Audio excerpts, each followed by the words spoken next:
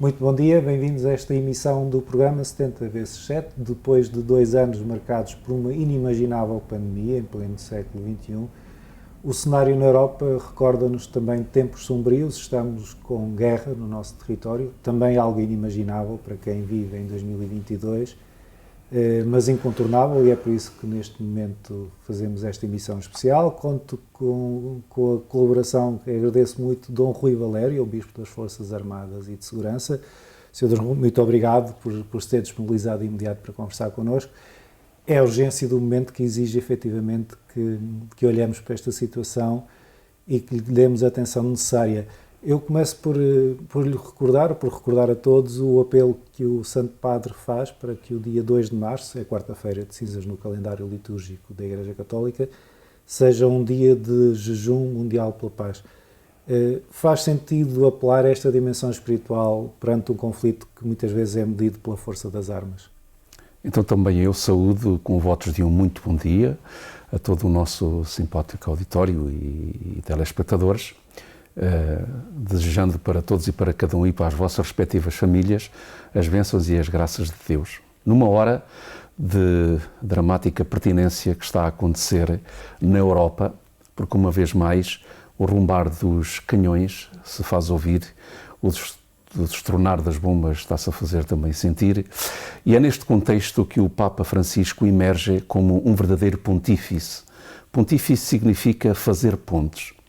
E o Papa Francisco é pontífice desde logo porque nos convoca para uma sintonia com o coração de Deus, um Pai de misericórdia, o Deus da paz. Ele recorda-nos de que a vontade permanente de Deus para a humanidade é que sejamos uma humanidade que pauta a sua existência pela concórdia, pela harmonia e pela fraternidade. Mas, por outro lado, e ao mesmo tempo, o Papa Francisco é pontífice no sentido em que ele expressa o sentimento interior de cada mulher e de cada homem de boa vontade nesta hora de tanta tragédia e tão dramática para o mundo e particularmente para a Europa. E como é que ele faz essa expressão dos sentimentos que nos acompanham? Desde logo com o pensamento, desde logo com a oração em Deus, para lhe suplicar efetivamente isto que os homens e a humanidade não está a ser capaz de conseguir e obter, que é a paz. O Papa Francisco, na sugestão e no pedido que lança à Igreja e ao mundo, e a todas e a todos aqueles que de boa vontade se querem aliar neste desígnio e neste projeto em favor do bem, num país concreto que é a Ucrânia e também a Rússia, ele está-nos a dizer o quanto é grave, o quanto é dramática e o quanto é difícil a situação. Porque ele não nos pede, o Papa Francisco não nos sugere só a oração, está-nos a pedir o jejum. É uma dimensão espiritual que é comum a várias confissões religiosas e também a várias culturas. É uma forma de afinar o olhar sobre as necessidades dos outros, e eu aqui especificamente sobre as necessidades de um povo, o povo ucraniano, que é muito próximo de nós por toda a história de imigração que há nos últimos anos em Portugal. Muitos dos que nos estão a ver, nos acompanham, provavelmente até são imigrantes ucranianos ou conhecem com muita familiaridade pessoas desse país que vivem entre nós há muito tempo, mas que agora sentem a guerra de uma forma muito diferente daquela que nós vemos, quase como se fosse um filme à distância. O jejum também serve para este descentrar do olhar e atender às necessidades do outro. Eu colocaria o jejum em dois níveis diferenciadores. Em primeiro lugar, e antes de ir à sua dimensão de solidariedade, o jejum surge na pregação de Jesus como aquele convite que é feito, antes de mais, no combate e na luta contra o mal. Numa famosa passagem do Evangelho, Jesus declara de que há mal, ele usa, há espíritos malignos, que para os vencer, para os exorcizar, não é suficiente a oração. Requer-se também o jejum. E por isso o jejum reforça esta força interior do ser humano, mas reforça sobretudo a presença de Deus naquilo que são os nossos empreendimentos, daquilo que são as nossas ações e as nossas atitudes. E, portanto, isto é, digamos, o primeiro nível. Sim. Mas há um segundo, que é aquele que estávamos há pouco a evocar e a celebrar. É a dimensão da solidariedade, a dimensão da comunhão. Ou seja, o jejum é uma forma pessoal ou comunitária de viver a privação de, assim como o povo da Ucrânia, nossos irmãos e irmãs, e também o povo da Rússia, à sua maneira, estão a viver neste momento a privação de um bem. Nós, pelo jejum, vamos viver a privação daquele bem que é o pão, hein? Seja o pão em sentido estrito, seja um pão em sentido mais amplo e lato. O povo da Ucrânia está a viver o jejum do bem, do alimento da paz. E eu creio que também o povo russo, à sua maneira, o esteja a viver. Neste sentido, quando se chega ao ponto em que a alternativa, em que o caminho a empreender é aquele da guerra, é aquele dos canhões, é aquele dos bombardeamentos, quando se chega a esse ponto, significa que se está verdadeiramente num jejum de esperança, num jejum de bem, num jejum de perspectivas positivas. Eu acredito, aliás, que partilha de um sentimento que muita gente tem, que é um sentimento de desilusão, de alguma forma, de olhar para o momento atual e tentar perceber como é que a humanidade voltou a chegar a este ponto mais uma vez. Nós, neste momento, experimentamos um sabor amargo na alma e no coração, antes de mais por perceber como é que, em pleno século XXI, depois de termos, nos últimos 100 anos, testemunhado, vivido dramas da índole de uma Primeira Guerra Mundial, de uma Segunda Guerra Mundial e outros conflitos que lhe sucederam, como é que é possível que a humanidade, que evoluiu do ponto de vista tecnológico e científico, que evoluiu tanto, mas que do ponto de vista de humanidade nós estamos, ou parece que estamos ainda, na Idade da Pedra. Isto por um lado. Por outro lado, e tão doloroso quanto este aspecto, o aspecto, isto é, de perceber que não chegou ao coração de todos os homens e mulheres, não chegou ao seu íntimo aquele alento, aquela disponibilidade, aquele empenho, aquele compromisso pela paz, pelo bem, pela harmonia. Tão doloroso quanto isso é constatar a nossa incapacidade de agir, a nossa impotência. Há semanas, para não dizer há meses, que nós temos vindo a escutar, a falar desta possibilidade, primeiro colocada sob a batuta de uma mera hipótese académica, depois colocada sobre a batuta do é impossível. Mas a verdade é que nos últimos meses nós temos vindo a assistir a um sucessivo crescimento da impotência da humanidade para travar este tipo de conflitos, que dói tanto quanto o primeiro. Ou seja, é tão doloroso verificar como há ainda nossas irmãs e nossos irmãos em humanidade que a única alternativa que têm para empreender é a da guerra, como é doloroso verificar como, não obstante toda a evolução, todo o progresso que no campo das ciências e em tantos outros domínios foi feito, a verdade é que nós continuamos a agir com impotência e não conseguimos travar isto.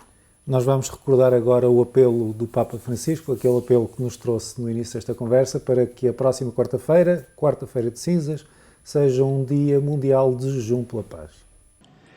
Vorrei appellarmi a quanti hanno responsabilità politiche perché facciano un serio esame di coscienza davanti a Dio, che è Dio della pace e non della guerra, il Padre di tutti, non solo di qualcuno, che ci vuole fratelli e non nemici. Prego tutte le parti coinvolte perché si astengano da ogni azione che provochi ancora più sofferenza alle popolazioni, disabilizzando la convivenza tra tra le nazioni, screditando il diritto internazionale. Gesù ci ha insegnato che all'insistenza diabolica, alla insensatezza diabolica della violenza si risponde con le armi di Dio, con la preghiera e il digiuno. Invito tutti a fare il prossimo 2 marzo, mercoledì delle Ceneri, una giornata di digiuno per la pace. Incoraggio in modo speciale i credenti, perché in quel giorno si dedichino intensamente alla preghiera e al digiuno. La Regina della Pace preservi il mondo dalla follia della guerra. Sr. D. Rui Valério, sabemos que Portugal integra uma grande aliança internacional, a NATO, que militares portugueses certamente serão mobilizados para aquilo que são operações de defesa face a este contexto bélico. Tem estado junto dos militares portugueses em várias forças de manutenção de paz. Imagino que não imaginasse, que não pensasse estar junto de militares portugueses, se um dia isso acontecer, nas fronteiras da Europa para ter de manter a paz no nosso território. A questão é, como é que olha para esta possibilidade de mobilização de militares portugueses, num reforço da ação da NATO, e que perspectivas que tem esta situação a longo prazo, sobretudo sabendo que estão em causa potências nucleares? Então, antes de mais, dizer que a partir do momento em que Portugal integra uma aliança atlântica, a partir do momento, ipso facto, sim, todos os nossos militares estão em permanente preparação para eventualidades como aquela que agora surgiu. Portanto, eu vou dizer que, embora pessoalmente foi uma grande surpresa aquilo que sucedeu, particularmente na noite de quarta para quinta-feira, com uma invasão explícita e um bombardeamento, enfim, sem hesitações por parte da Rússia à Ucrânia, embora pessoalmente digo, a minha atitude tivesse sido aquela de uma certa surpresa, porque não esperava sinceramente, bem, tenho que dizer que os militares, pelo contrário, estão em permanente preparação para estas eventualidades. E por isso eles não foram tomados de surpresa e posso até aqui testemunhar que os nossos militares, independentemente do lugar, do país, da situação, da circunstância, da latitude onde explode o conflito. Mas a verdade é que eles estão numa postura de, em permanência, se estarem a preparar para essas eventualidades. Portanto, mas dito isto, e agora vindo à segunda parte da sua pergunta, relativamente às consequências que pode ter. Olha, eu vou aqui partilhar exatamente o que um militar, enfim, confessava há poucas horas comigo, quando dizia: Senhor Bispo, o mundo nunca mais voltará a ser o que era antes disto que sucedeu. E nunca mais voltará a ser porquê? Porque mesmo do ponto de vista estratégico, esta situação veio alterar tudo aquilo que era previsível. Porque se há fator que nós não encontramos em tudo isto, quer dizer, nunca se encontra um fator racional em nenhum conflito, em nenhuma guerra. Sim. Guerra é irracional.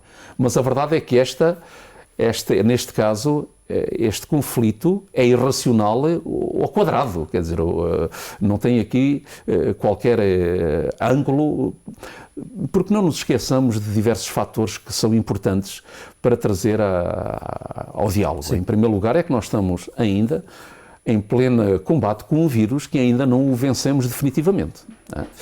Um vírus que foi a pandemia do Covid-19 que muitos países, enfim, os prostrou por terra completamente. Portanto, ainda nós não estamos de todo, como é que eu ia dizer, revitalizados, sim, e revigorados por esse assunto, e eis que vai acontecer um conflito que vai ter consequências a nível global.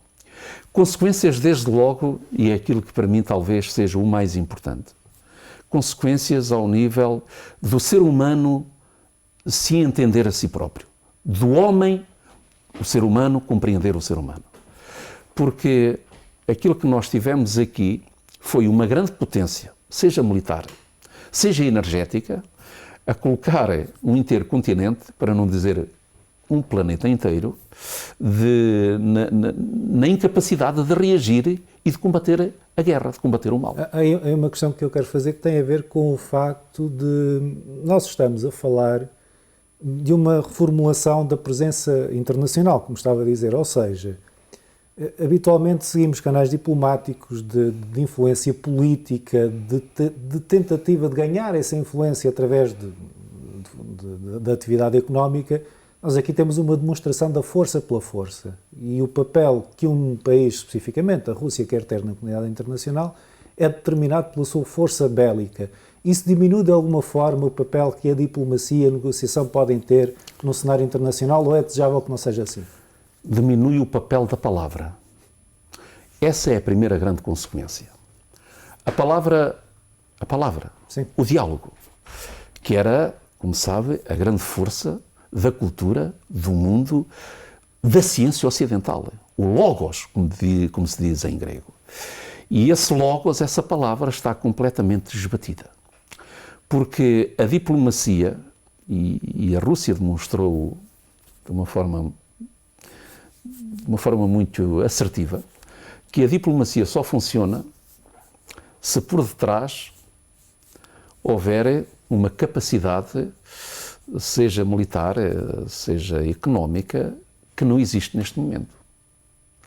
A verdade é que estamos a falar de uma grande potência mundial com a qual ninguém quer estar mal, ou pelo menos que ninguém quer ter como inimiga. Portanto, o facto de um país, uma nação, ver que os seus cidadãos podem constituir podem estar sob ameaça permanente, onde quer que se encontrem, ninguém está disposto a isso. Assim como ninguém está disposto a ir pagar uma fatura muito elevada pela privação, pelo corte do gás, literalmente. Sim, sim. Pelo corte do gás. E é por isso que nós estamos aqui na presença de um fenómeno em que se joga a vida do ser humano, com dados, com bolas que são estes fenómenos, estes factos, não é? O belicismo, os produtos energéticos. E nos pratos da balança nós verificamos que, e esta é a segunda consequência que tem este conflito, em termos de concepção, de que neste prato da balança a vida humana continua a ser o mais leve, o elo mais menos fraco. pesado, o elo mais fraco. E em terceiro lugar, não haja dúvida que nós vamos ter aqui uma situação muito complicada. Qual é que é neste momento, eu acho que não vou cometer aqui nenhuma inconfidência, se disser assim, qual é que é neste momento a grande preocupação? Pelo menos neste momento em que nós estamos a falar. Sim, claro. A preocupação número 1 para as Forças Armadas Europeias é só um. É se algum dos países limítrofes à Ucrânia, que pertencem à NATO, a esta Aliança Atlântica, tiver alguma ação que nos vai envolver a todos de uma forma muito direta. E por isso nós estamos a rezar pela paz, e voltamos agora aqui ao terceiro ponto, recuperando o primeiro. Sim. Nós estamos a rezar pela paz, na senda daquilo que disse o Papa Francisco e daquilo que ele tem vindo, para que efetivamente se pare de imediato esta barbaridade, esta irracionalidade que está a acontecer no território da Ucrânia. Que se pare já. Mas estamos também a rezar para que as outras nações limítrofes à Ucrânia e que já fazem parte da Aliança Atlântica, ou seja, da NATO, se mantenham calmas, se mantenham pacíficas.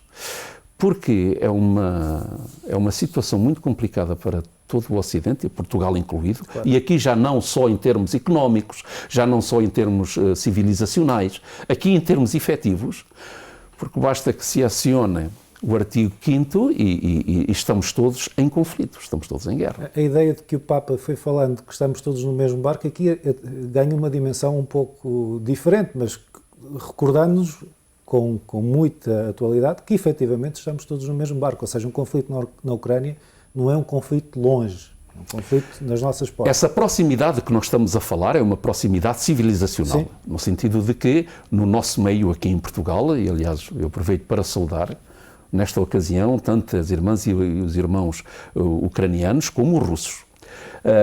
Portanto, estamos a falar de uma proximidade civilizacional em que nós sentimos como nosso o sofrimento daquele povo. Um povo que ao longo da sua história tem sido muitas vezes martirizado, sacrificado em nome de utopias, em nome de loucuras que depois só provocam e só geram morte.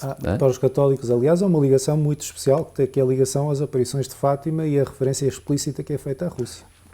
Temos essa ligação efetiva, essa ligação umbilical, uma ligação que é fundamentalmente espiritual, porque nós comungamos, embora em igrejas diferentes maioritariamente, sim, mas comungamos dos mesmos valores do Evangelho. Nós bebemos à mesma mensagem, nós participamos e vivemos da mesma força que é a fé em Cristo ressuscitado e, portanto, há esta ligação, uma ligação civilizacional, uma ligação cultural também, uma ligação humanista, porque seja nós que vamos, sejam ucranianos e russos que estão no meio de nós, e portanto nós fazemos parte e constituímos um só povo de pedras vivas deste caminho que é o reino de Deus que se quer construir. Mas aquilo que eu estou a falar há pouco era qualquer coisa de muito mais palpável, de muito mais material, não é? Porque, como sabe, se o artigo 5º for acionado, o que é que o artigo 5º, traduzindo assim em miúdos, significa? Significa que as mobilizações de um país da NATO têm implicações amplas. E neste sentido também é preciso aqui o nosso esforço, o nosso apelo à calma, à ponderação, a nossa oração pela paz. Nós estamos a caminhar para o final desta emissão. Queria pedir-lhe, para aqueles que nos estão a ver e que o apelo do Papa é para crentes e não crentes e que até não professem a mesma fé que nós, qual é o sentido que lhe pode dar que se juntem também a esta grande jornada mundial de junho, do dia 2 de março, pela paz e por aquilo que especificamente que o Papa disse, contra a loucura da guerra? Olha, um conselho que eu tenho que dar, eu vou gradualmente. Em primeiro lugar, é evocar hoje aquilo que a Senhora de Fátima anunciou aos pastorinhos, quando lhes mostrou que o caminho da paz era realmente a oração. A oração como um momento de comunhão no sentido mais amplo do termo. E acho significativo para todos os nossos irmãs e irmãos que nos seguem e que acreditam e que têm esta vivência da oração, que o Santo Rosário é o meio por excelência da paz. Aos nossos irmãos e irmãs que porventura não perfilhem da nossa ou não perfilhem de todo da fé, eu quero aqui evocar que, no entanto, qualquer gesto que seja promotor de solidariedade e de comunhão com os outros, ele é bem-vindo. E aí eu evocaria com toda a firmeza o alcance que aquele fazer jejum do Papa Francisco tem. Fazer jejum em nome da paz na Ucrânia. Fazer jejum canalizando também para um auxílio, digamos, mais solidário para aquele povo, aquilo que são a nossa postura de jejum que queiramos efetuar. O importante é que nós, na nossa vida do cotidiano, sejamos verdadeiramente arautos, sejamos testemunhos vivos desta paz, no contacto e no convívio uns com os outros, no contacto e na abordagem que fazemos à nossa vida e à nossa existência, para a podermos testemunhar e para a podermos desejar lá onde, como dizíamos há pouco, rimbombam novamente os gritos e dos tiros e dos canhões. Ou seja, vamos construir a paz com a oração, vamos construir a paz com o jejum, vamos construir a paz com a nossa vida pessoal, na maneira como nos relacionamos com as outras pessoas, na maneira como nos relacionamos com os acontecimentos, com as vicissitudes da nossa vida, sejamos verdadeiramente fatores e fautores de paz. Rui Valério, muito obrigado por esta conversa neste início de domingo, num contexto internacional muito marcado pela guerra. Espero que em breve nos possamos encontrar para voltar a falar sobre o Dia Mundial da Paz, o regresso às negociações e um futuro que seja efetivamente mais humano para todos. Muito obrigado. Este foi o programa 70x7, neste domingo. Nós voltaremos à sua companhia no programa Eclésia na RTP2 esta segunda-feira, pelas 15 horas. Até amanhã, se Deus quiser.